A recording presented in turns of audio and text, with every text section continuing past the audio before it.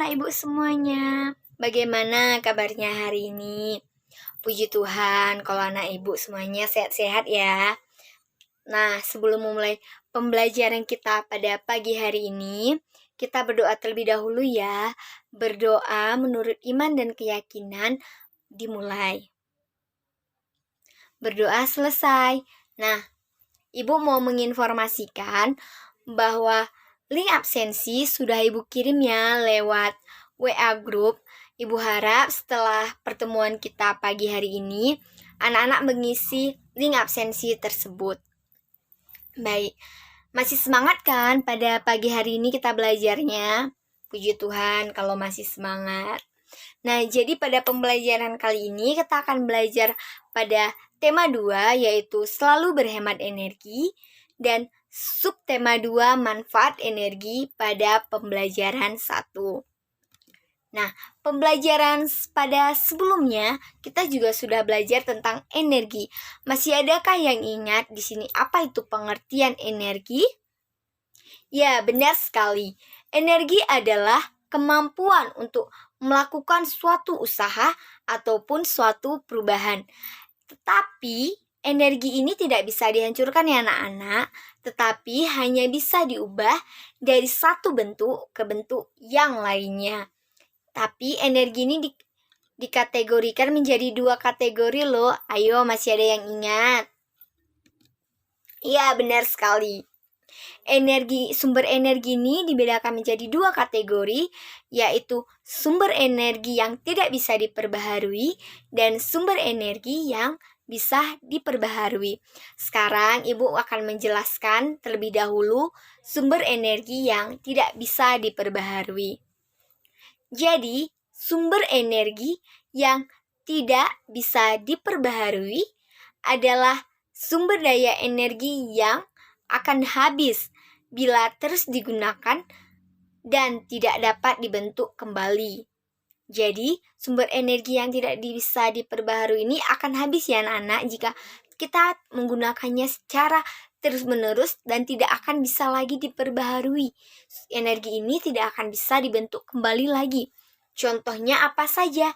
Nah, yang pertama contohnya ada minyak bumi. Minyak bumi ini adalah suatu sumber daya alam yang paling diperlukan oleh manusia.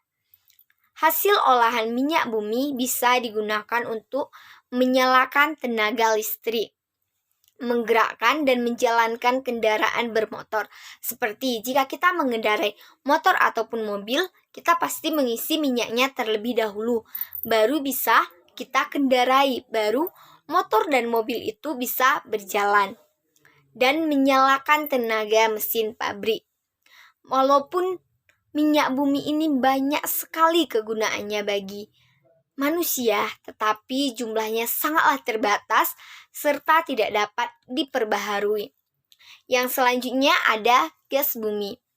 Gas bumi ini mempunyai kegunaan sebagai penyedia energi. Gas bumi dipakai untuk bahan bakar memasak atau bahan bakar penggerak mesin. Namun, jumlah sangat terbatas dan tidak dapat diperbaharui, sama ya seperti minyak bumi tadi yang tidak bisa diperbaharui dan tidak bisa dibentuk lagi. Gas bumi juga seperti itu.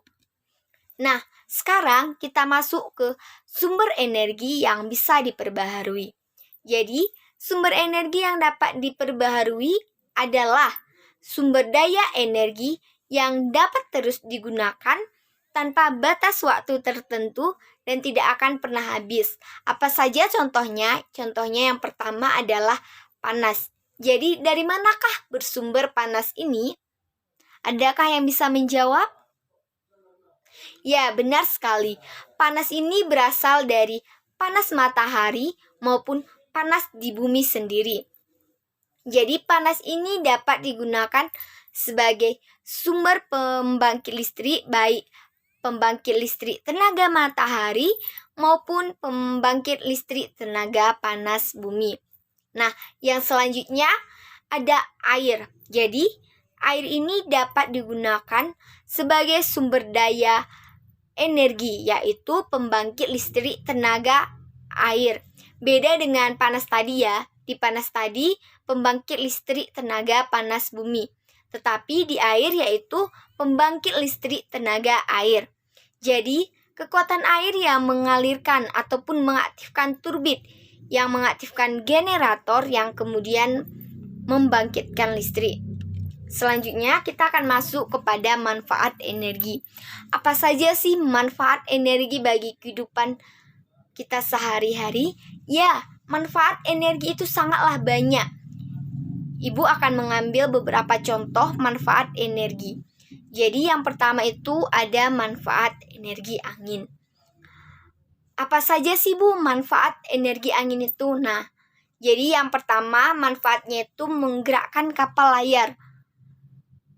Di sini kita akan bertanya-tanya, bagaimana Bu angin bisa menggerakkan kapal layar? Jadi, pada nelayan tradisional yang memanfaatkan energi untuk berlayar. Jadi masih banyak sekali para nelayan-nelayan tradisional yang memanfaatkan energi angin ini untuk berlayar.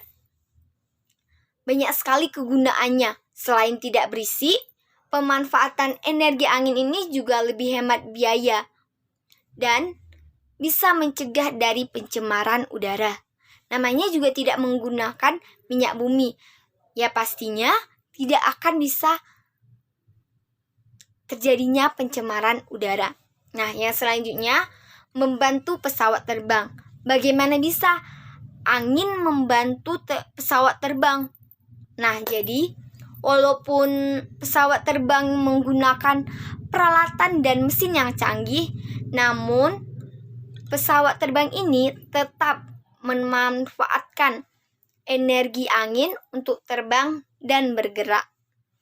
Energi angin ini dapat membantu pesawat terbang untuk mempertahankan posisinya di udara. Jadi sudah jelas ya anak-anak, energi angin ini sangatlah membantu pesawat terbang. Seperti energi angin ini akan tetap membantu pesawat terbang ini agar pesawat terbang ini tetap bisa mempertahankan posisinya di udara. Yang selanjutnya, membantu dalam irigasi. Nah, jadi di beberapa negara seperti di mana ayo? Ya, benar sekali. Seperti di Belanda, penggunaan kincir angin masih dimanfaatkan. Di mana kincir angin akan memanfaatkan energi angin untuk mendistribusikan air menuju saluran-saluran irigasi. Selain lebih hemat biaya, cara ini pun lebih efektif dilakukan pada bidang pertanian. Yang selanjutnya menentukan arah.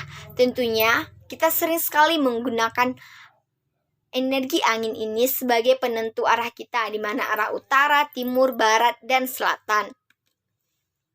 Selanjutnya ada manfaat energi panas atau cahaya matahari.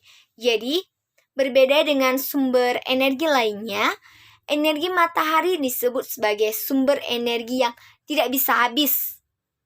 Bahkan, matahari mulai dimanfaatkan sebagai energi terbarukan karena pasokannya yang tidak akan bisa habis dan tidak menyebabkan polusi juga. Hasilnya ada berbagai manfaat energi matahari bagi manusia yang bisa kita rasakan, yaitu yang pertama sumber listrik tenaga surya. Jadi, energi matahari ini juga bisa dimanfaatkan untuk menjadi pembangkit listrik. Untuk mendapatkan manfaat ini, maka pelat-pelat logam biasanya akan diletakkan misalnya di atas gedung yang memanfaatkan energi matahari sebagai sumber listrik. Pelat-pelat ini kemudian akan menyerap panas dari matahari dengan berbagai teknologi.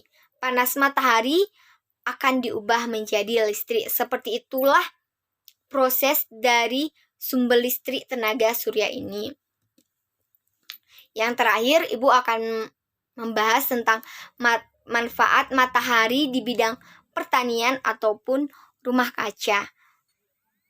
Jadi, efek rumah kaca ini merupakan pemanasan permukaan bumi dan udara yang terjadi di permukaan bumi.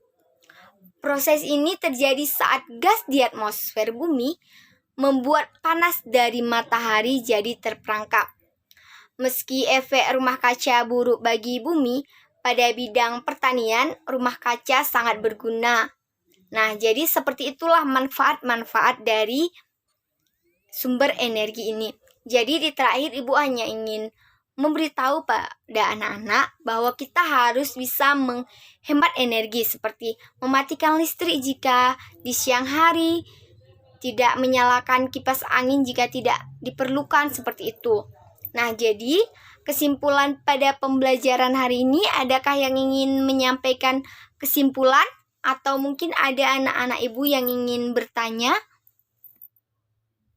Baik, jika tidak ada yang ingin ditanyakan, Ibu akan langsung saja ya menyampaikan kesimpulannya. Jadi kesimpulannya adalah sumber energi dibedakan menjadi dua kategori, yaitu sumber energi yang tidak bisa diperbaharui dan sumber energi yang bisa diperbaharui. Dan juga banyak sekali manfaat-manfaat dari energi, maupun itu energi angin ataupun energi panas matahari. Banyak sekali manfaatnya untuk kehidupan kita sehari-hari. Nah, untuk pembelajaran hari ini sekian ya anak-anak. Untuk menyelesaikan pembelajaran kita hari ini, ada baiknya kita juga menutupnya dengan doa. Berdoa dimulai. Berdoa selesai. Baiklah, Ibu ucapkan terima kasih kepada anak-anak Ibu yang sudah mau mengikuti pembelajaran daring pada pagi hari ini. Dan untuk anak-anak Ibu harus tetap semangat dalam melakukan pembelajarannya. Walaupun kita melakukan pembelajaran secara daring, tapi kita harus tetap semangat untuk menuntut ilmu kita.